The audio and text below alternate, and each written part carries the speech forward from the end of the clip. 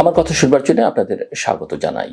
ভূ রাজনীতিতে ব্যাপক পরিবর্তন ঘটছে, বিশেষ করে নভেম্বরে মার্কিন নির্বাচনের পরে এবং জানুয়ারিতে প্রেসিডেন্ট ট্রাম্পের দায়িত্ব গ্রহণের পরে তাদের বেশ কিছু সিদ্ধান্ত গোটা পৃথিবীর রাজনীতিতে একটা নতুন মেরুকরণ, নতুন প্রভাব বলয় তৈরি করবার চেষ্টা আমরা লক্ষ্য করছি নানান মহলের।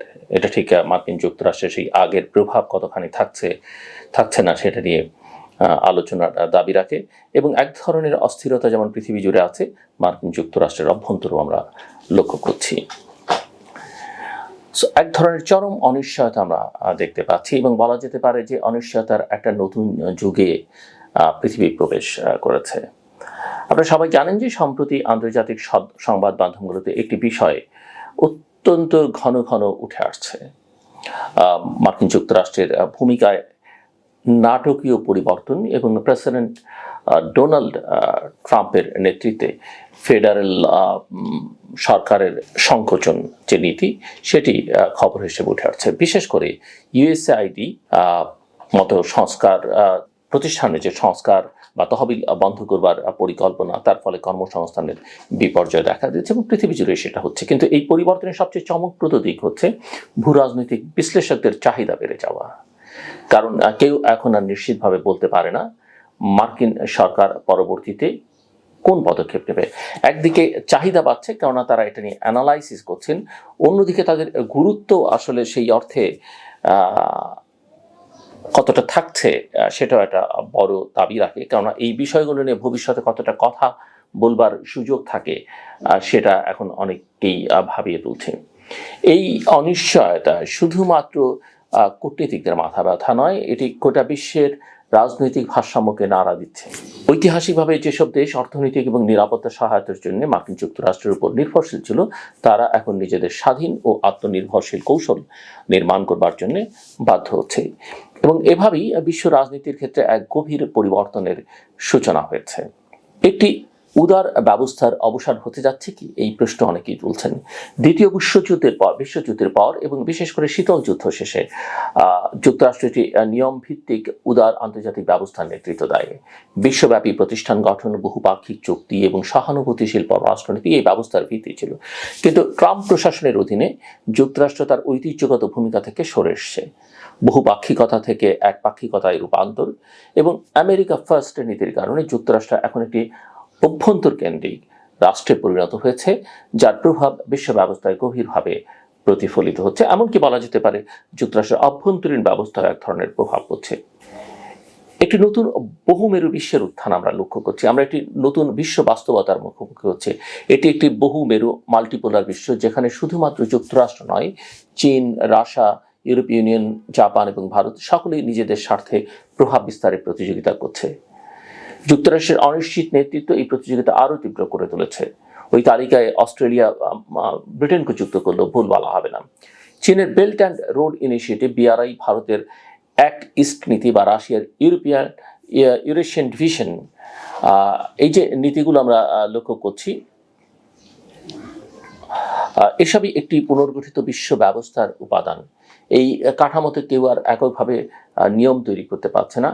এর ফলে ঐতিহ্যবাহী মিত্ররাও নিজেদের নিরাপত্তা এবং অর্থনীতির দায়িত্ব নিজের কাঁধে নিতে বাধ্য হচ্ছে। ডোনাল্ড ট্রাম্পের নেতৃত্ব এবং যুক্তরাষ্ট্রের আর্থিক যে প্রাধান্য, সেটার কি অবস্থা হবে? ট্রাম্প প্রশাসনের পররাষ্ট্রনীতির মূল চালিকা শক্তি যুক্তরাষ্ট্রের আর্থিক স্বার্থ। যদিও মার্কিন ডলার এখনও বিশ্বের রিজার্ভ মুদ্রা হিসেবে শক্তিশালী, ট্রাম্প মিত্রদের সঙ্গে বাণিজ্য ভারসাম্যহীনতা দূর করাকেই অগ্রাধিকার দিয়েছেন। মিত্র দেশগুলোর সাথে শুল্ক আরোপ, বাণিজ্য যুদ্ধ এবং আন্তর্জাতিক সংস্থাগুলোর প্রতি আগ্রাসী মনোভাব এই বিষয়টির প্রমাণ। কিন্তু প্রশ্ন থেকে যায়, যখন একটি ব্যবস্থা কার্যকর, তখন তা ভাঙার দরকার কি?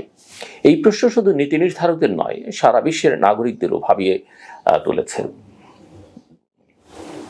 বিচ্ছিন্নতার যে রাজনীতি এবং এটাকে কেন্দ্র করে যুক্তরাষ্ট্রের অভ্যন্তরীণ যে উদ্যোগ, সেটাও আলোচনার দাবি রাখে। ট্রাম্পের জনপ্রিয়তার পেছনে এক শক্তিশালী রাজনৈতিক বাস্তবতা রয়েছে।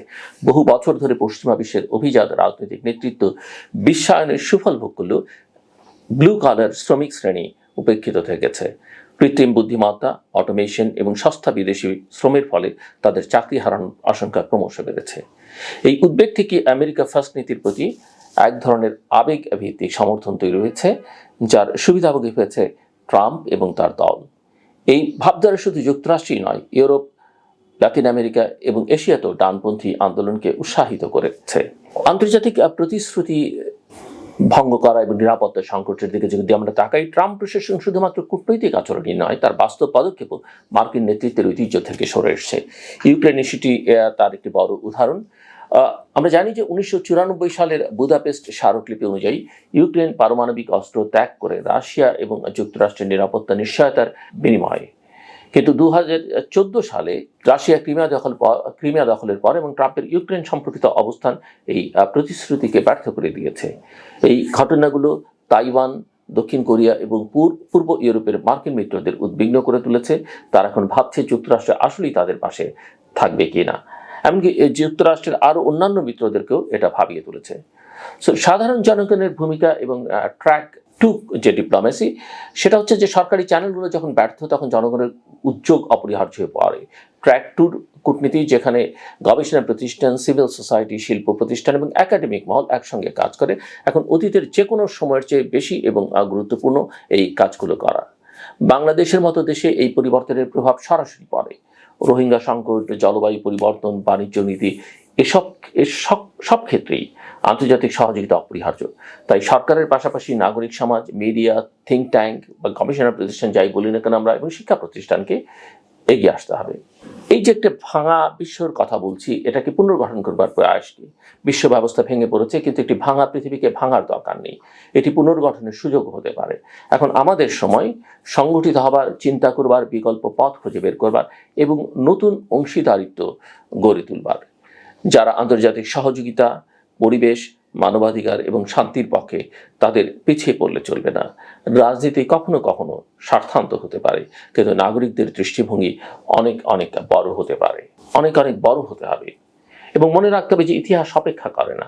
মানচিত্র যেভাবেই বদলাক না কেন, আমাদের সংগ্রাম চালিয়ে যেতে হবে একটি ন্যায়ভিত্তিক, শান্তিপূর্ণ এবং টেকসই বিশ্বের জন্য।